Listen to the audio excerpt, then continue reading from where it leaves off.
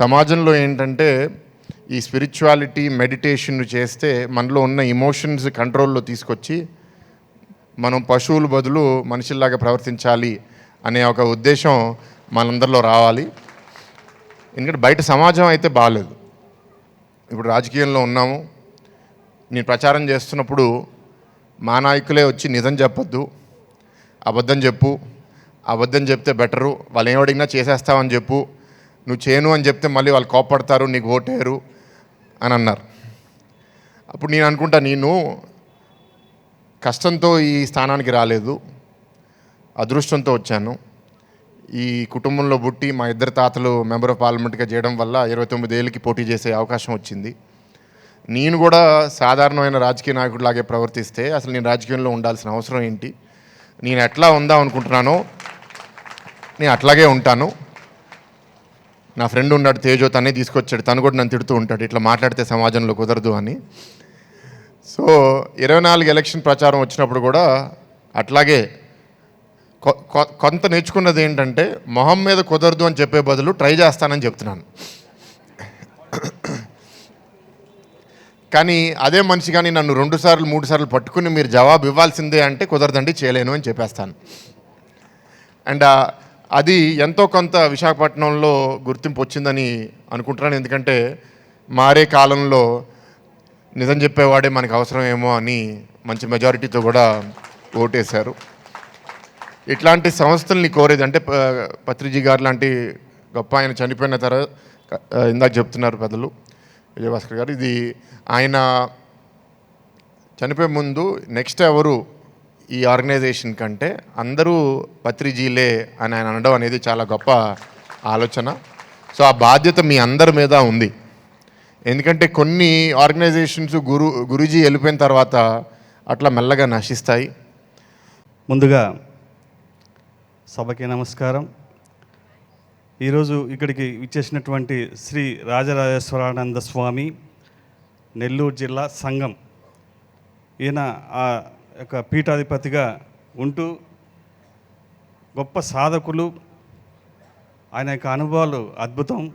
అదేవిధంగా ఆయన ఒక ఐటీఐ ప్రిన్సిపల్ డిస్ట్రిక్ట్ కన్వీనర్గా ఉంటూ ఆయన సాధనని కొనసాగిస్తూ ఎన్నో అనుభవాల్ని స్వానుభవాల్ని పొంది, మరి ఆయన ద్వారా మనం కొన్ని అనుభవాల్ని మనం ఇందాము. శ్రీ పత్రిజీ ధ్యాన మహాయజ్ఞానికి వచ్చినటువంటి మాస్టర్లందరికీ, పరమాత్మ స్వరూపులందరికీ నమస్కారం. మన జగద్గురు జ్ఞానజ్యోతి శ్రీ సుభాష్ పత్రిజీ గారు ధర్మపత్ని స్వర్ణమాల అమ్మగారికి, దంపతులిద్దరు కూడా నమస్కారాలు తెలియజేస్తున్నా. మన ఈ యొక్క PSSM central trust chairman Vijayabhaskar Reddy గారికి, దామోదర్ రెడ్డి గారికి, మరియు ఈ సాంబశివ గారికి, అదేవిధంగా పిఎంసి ఎండి గారు బాలకృష్ణ గారికి, మారం శివప్ప గారికి, పత్రిజీ కుమార్తెలకి అందరికి కూడా నమస్కారాలు తెలియజేస్తున్నాం. నేను 83 నుంచి నాకు ఈ ధ్యానంలోకి వచ్చాను. నాకు కడపలో ఉన్నప్పుడు కుండలిని లేయటం, అక్కడి నుంచి జ్ఞానం కలగటం, ధ్యానంలోనే రోజు 10 గంటలు నమశివాయ మంత్రం చేయటం, కుండలిని లేచి సహస్రారం తిరగటం, ఇవన్నీ జరిగిపోయినాయి. తర్వాత నేను అనంతపురంలో కూడా 99లో ఉన్నాను, కాలేజీలో లెక్చరర్గా. ఆ సమయంలో అక్కడ పత్రిజీ గారి కార్యక్రమాలు ఉన్నాయి. నేను దూరాన్ని నుంచి ఈయన చూస్తుండేవాడిని. తర్వాత అక్కడ నేను క్లాసులు కండక్ట్ చేశాను అనంతపురంలో 99లో. 2000లో పిఎంసిలో మా పక్కింటి వాళ్ళు తీసుకెళ్తే అక్కడ క్లాసెస్ పిఎంసి సెంటర్లో. తర్వాత అట్లాగా జరిగిపోయి నేను కడపలో సంఘంలో పీఠం నిర్మించి అక్కడ అంతవరకు ఎన్నో ఉపన్యాసాలు ధ్యానాన్ని గురించి చెప్తూ ఉండేది. ఈ పిఎంసి కట్టాల్లో జరిగాయని చూస్తుండేవాడిని. పిఎంసిలో నా కాడ ఈ విద్య ఉంది, ఈ రహస్యాలన్నీ ఉన్నాయి, ధ్యాన రహస్యాలు. వీళ్ళందరూ ఈ ధ్యానంలో ఉన్నత స్థితిలో మాస్టర్లందరూ సాధన చేస్తున్నారు. వీళ్ళకి చాలా ఉపయోగపడుతుంది నా సాధన, నా అనుభవాలు. అయితే పత్రిజీ గారు గురువు గారు నన్ను గుర్తిస్తారా, నాలో ఉండే ఈ అనుభవాలు సాధనని గుర్తించి నాకు అక్కడ అవకాశం ఇస్తారా లేదని ఒక 3 years దాంట్లో చూస్తుండేవాడిని ఈ ధ్యాన మహాయజ్ఞాన్ని.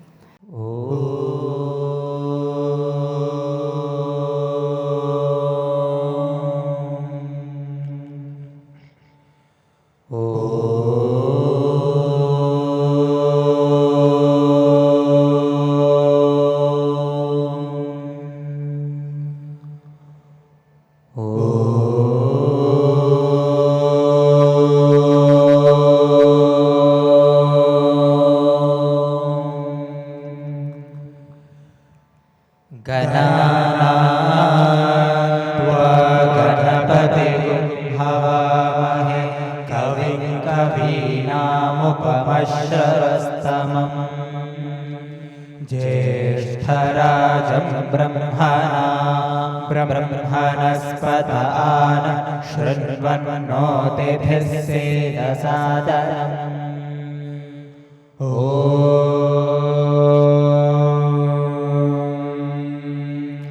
प्रणो देवी सरस्वती वाजेभिर्वाजिनीवती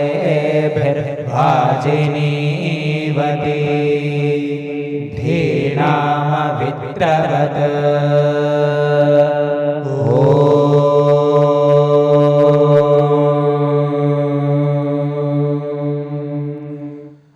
अग्निमीले पुरोहितै यज्ञस्य देवमृद्विजम् होतारं रत्नधातमम्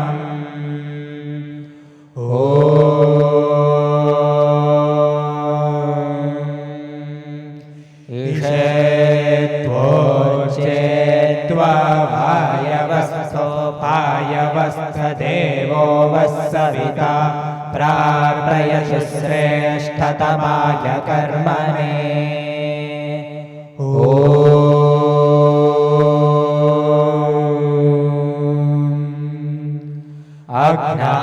अग्नहायाहि भीतये गृणानो हव्यधातये निहोता सत्सि बर्हिषि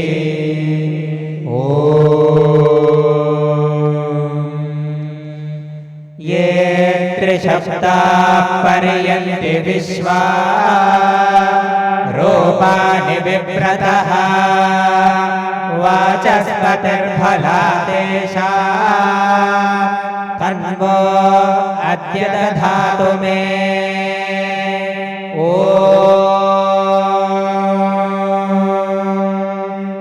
वेदवातस्य वर्तनि मुरोर्विश्वस्य बृहतः वेदाये अध्यासते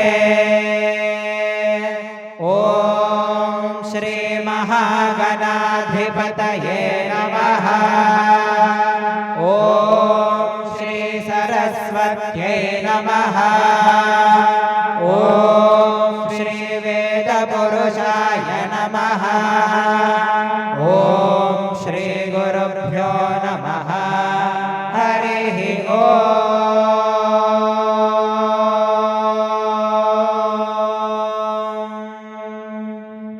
ఒకసారి శీతలి చేద్దాం. చెమటలు కొంచెం తీయడం కోసం శీతలి చేయాలి. చేస్తే బాడీలో కూల్ జనరేట్ అవుతుంది.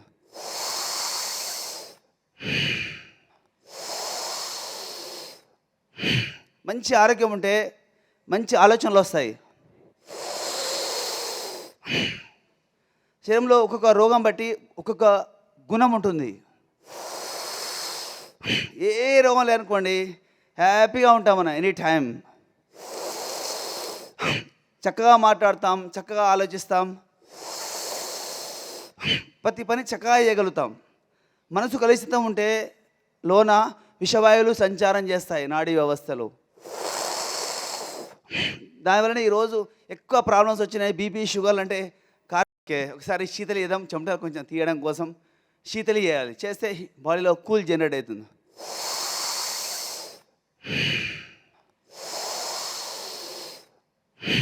మంచి ఆరోగ్యం ఉంటే మంచి ఆలోచనలు వస్తాయి. శరీరంలో ఒక్కొక్క రోగం బట్టి ఒక్కొక్క గుణం ఉంటుంది. ఏ రోగం లేనుకోండి, హ్యాపీగా ఉంటాం మనం ఎనీ టైం. చక్కగా మాట్లాడతాం, చక్కగా ఆలోచిస్తాం, ప్రతి పని చక్కగా చేయగలుగుతాం. మనసు కలుషితం ఉంటే లోన విషవాయువులు సంచారం చేస్తాయి నాడీ వ్యవస్థలు. దానివలన ఈరోజు ఎక్కువ ప్రాబ్లమ్స్ వచ్చినాయి. బీపీ, షుగర్లు అంటే కారణం ఏంటంటే మనసుని కలుషితం చేస్తున్నాం కనుక తొందరగా షుగరు, బీపీలు వచ్చేస్తున్నాయి. హైపర్ టెన్షన్ వల్ల హార్ట్ అటాక్ రావడం, హైపర్ టెన్షన్ వల్ల కిడ్నీ ఫెయిల్ కావడం, హైపర్ టెన్షన్ వల్ల కళ్ళు ప్రాబ్లమ్స్ రావడం. ఒకప్పుడు పాత సినిమాలు చూశారు కదా మీరు, జుట్టు ఇలా కాల వరకు ఉండేది లేడీస్కి. ఇప్పుడు వస్తుందా ఇంతవరకు? అది తగ్గుతుంది. రోజు రోజుకి జన్ను వీక్ అయిపోతూ ఉంది. ఎవరైతే చక్కగా ప్రాణాయామ అభ్యాసం, యోగాభ్యాసం చేస్తారో వాళ్ళకు ఆ క్వశ్చనే లేదు. ఎప్పుడు హెల్తీగా ఉంటాం, లైఫ్ లాంగ్ హెల్తీగా ఉంటాం. మై డియర్ ఫ్రెండ్స్, ఎలా ఉంది పత్రిజీ మెసేజ్? ఎంతో చక్కని మెసేజ్ మనం విన్నాము పత్రిజీ దగ్గర నుంచి. ఆయన చెప్పిన ఇంగ్లీష్ మెసేజ్లో మనకి ఎన్నో లోకాల గురించి వివరించారు ఆయన. సత్యలోక, జ్ఞానలోక అని మనము ఎంతో చక్కని లోకాలకి వెళ్తాము. ఆ లోకాలన్నీ మనము చేరేది ధ్యానం ద్వారానే.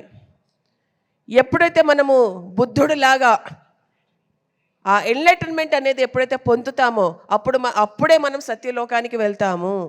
కానీ ఫస్ట్ మనం తెలుసుకోవాల్సింది ఈ భూమి మీద ఏంటి అంటే, ధ్యానం ద్వారా మనం తెలుసుకోవాల్సింది ఏంటంటే, నేను ఈ శరీరం కాదు, నేను ఆత్మని. ఒకసారి అందరు నాతో చెప్పండి, నేను శరీరం కాదు ఆత్మని. నేను ఈ శరీరం కాదు ఆత్మని. నేను ఈ శరీరం కాదు ఆత్మని. మనస వాచ కర్మణ నమ్మాలి ఈ విషయం. ప్రతిసారి మనకి మనం గుర్తు చేసుకుంటూ ఉండాలి. ఎందుకంటే ఎప్పుడైతే మనం చనిపోతామో, ఈ బాడీని ఎప్పుడైతే వెకేట్ చేస్తామో, మనం ఒకవేళ ఈ శరీరానికి కానీ, మన భౌతిక జీవితానికి కానీ, మన కుటుంబానికి కానీ ఎక్కువ అటాచ్మెంట్ అయిపోతే మనం ఇక్కడిక్కడే తిరుగుతూ ఉంటాము. డిటాచ్మెంట్ నేర్పించేదే ధ్యానము. పత్రిజీ పదే పదే చెప్తూనే ఉన్నారు, మనం ఈ శరీరం కాదు, మన ఆత్మ అని చెప్పి.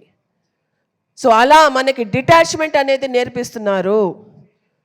మనం ఎంతవరకు అటాచ్మెంట్ ఉన్నాము, ఎంతవరకు డిటాచ్మెంట్ ఉన్నామో ఒకసారి మనం ప్రశ్నించుకుందాము. మన దగ్గర ఉన్న ప్రస్తుతం ఏదైతే కంఫర్ట్ జోన్ ఉందో, వీళ్ళుంటే నాకు హ్యాపీ, అది ఉంటే నాకు హ్యాపీ, ఇది లేకపోతే నేను బ్రతకలేను, వాళ్ళు లేకపోతే నేను బ్రతకలేను, ఆ అటాచ్మెంట్స్లో ఏదైతే ఉన్నారో అది ఒకసారి చూసుకోవాలి మై డియర్ ఫ్రెండ్స్. ఏది ఉన్నా ఏది లేకపోయినా, ఎవరు ఉన్నా ఎవరు లేకపోయినా మనం స్థిత ప్రజ్ఞతోటి ఉండాలి. అదే మనకి పత్రిజీ నేర్పించారు. మనం బయట దానికి మనం అటాచ్మెంట్ ఉంటే మనం ఇక్కడిక్కడే తిరుగుతూ ఉంటాము బాడీ వేకేట్ చేసిన తర్వాత కూడా.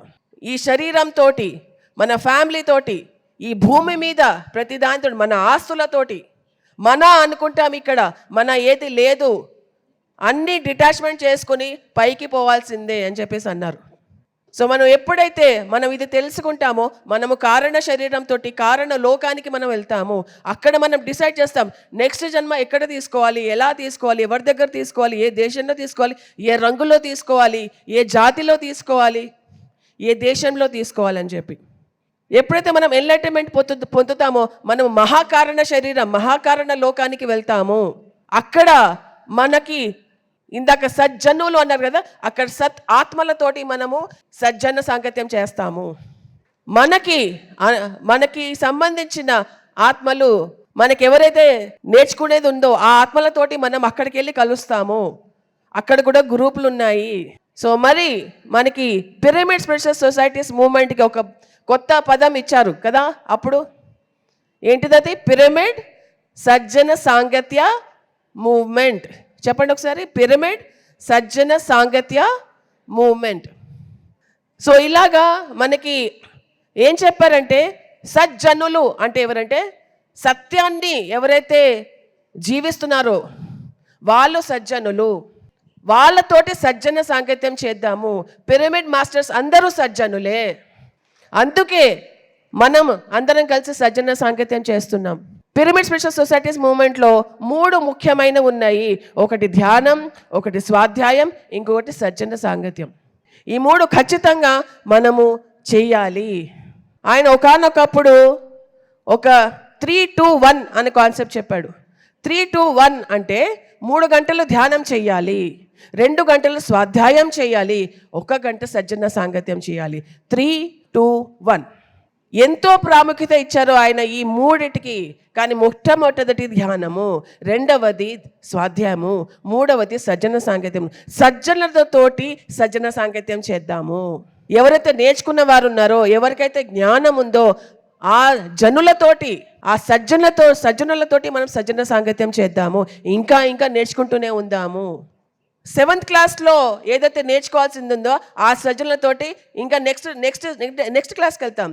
8th క్లాస్లో సజ్జనులతో మనం నేర్చుకుందాం. ఇంకా నెక్స్ట్ క్లాస్కి వెళ్తాం. అది నేర్చేసుకున్నామా, నెక్స్ట్ క్లాస్కి వెళ్ళండి. అది నేర్చేసుకున్నామా, నెక్స్ట్ క్లాస్కి వెళ్ళండి. అక్కడే ఉండిపోకండి, నెక్స్ట్ క్లాస్కి వెళ్ళండి, ఇంకా నేర్చుకోండి, ఇంకా ఎదుగుదాం. అది సజ్జన సాంగత్యం అంటే. సో అలా మనకి పత్రిజీ ఎంతో చక్కని విశేషాలు ఇవాళ చెప్పారు. ఎంత బాగుంది కదండి. సజ్జనులతోటి సజ్జన సాంగత్యం చెయ్యండి, స్వాధ్యాయం చెయ్యండి, ధ్యానం కంటిన్యూస్గా రెగ్యులర్గా ప్రాక్టీస్ చెయ్యండి. అలాగా మెల్లిమెల్లిగా మనం ఒక్కొక్క లోకం దాటుకుంటూ మనం పైకి వెళ్తాము. ఆఖరికి సత్యలోకానికి వెళ్తాం. వెళ్ళాలని ఉందా లేదా సత్యలోకానికి? మరి పత్రిజీ చెప్పింది సేమిరా మనం పాటించాల్సిందే. మనం ఖచ్చితంగా పాటించాల్సిందే. పాటించాలి వద్దా? పత్రిజీ చెప్పింది. సో ఎప్పుడైతే మనం ఆయన అడుగుజాడలో నడుస్తామో సత్యలోకానికి ఖచ్చితంగా మనం చేరుకుంటాము. ఈ జన్మను ఆఖరి జన్మ చేసుకుంటాము. So thank you so much my dear friends for this wonderful message of Patriji.